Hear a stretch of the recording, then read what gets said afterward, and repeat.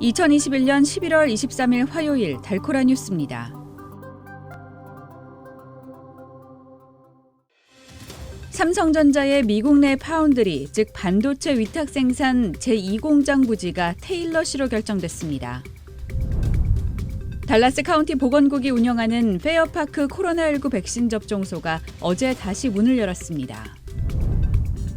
추수감사절 연휴 동안 음주운전 등 도로교통 안전단속이 강화됩니다. 전기차 업체 테슬라가 어스틴의 5번째 기가팩토리에 10억 달러 이상을 투자해 연말까지 공사를 마무리할 계획입니다.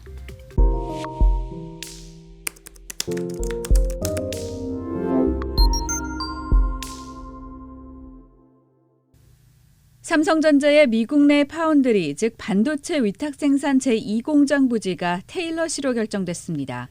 테일러시의 새 공장 예정지는 약 485만 제곱미터 규모로 제1공장보다 약 4배 넓습니다. 또 어스틴에 있는 제1공장과 약 25마일 떨어져 있습니다. 그렉 에벗 주지사는 오늘 오후 경제 관련 발표를 할 예정인데 삼성전자의 부지 선정 소식이 포함될지 주목됩니다. 삼성전자가 지난 5월 미국의 반도체 위탁 생산 공장을 세우겠다고 밝힌 다음 테일러시는 2억 9,200만 달러 규모의 세금 감면 혜택을 내걸고 공장 유치에 힘써왔습니다. 삼성전자는 테일러시에 제출한 자료에서 이번 투자로 앞으로 10년 동안 일자리 1,800개가 만들어질 것이라고 밝혔습니다. 달라스 카운티 보건국이 운영하는 페어파크 코로나19 백신 접종소가 어제 다시 문을 열었습니다.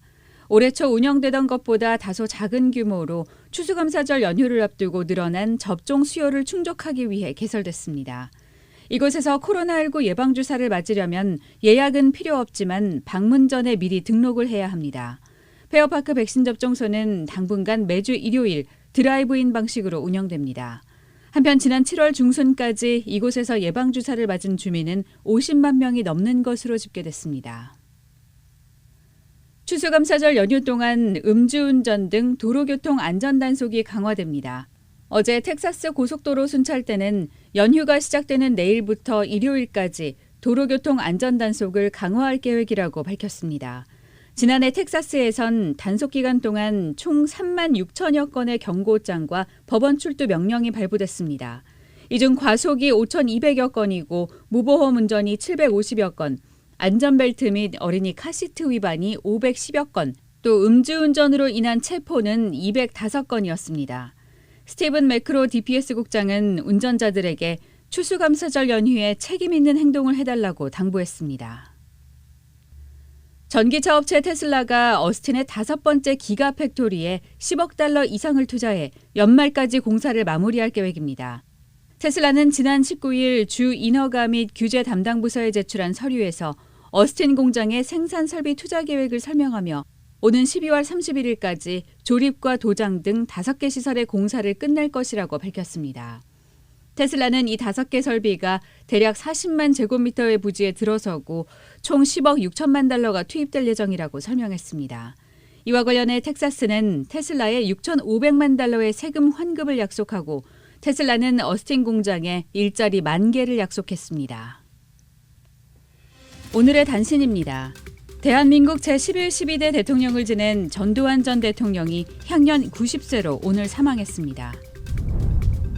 국가장으로 치러졌던 노태우 전 대통령의 장례와 달리 전두환 전 대통령은 장례 절차에서 일체의 예우를 받지 못합니다. 이란에서 강경파인 세예드 에브라힘 라이시 대통령이 취임한 이후 처음으로 이란 핵합의 복원 협상이 이달 말 재개됩니다. 불가리아에서 관광객을 태운 버스에 불이 나 최소 46명이 숨지는 사고가 발생했습니다. 지금까지 11월 23일 화요일 달코라 뉴스의 소피아 싱이었습니다.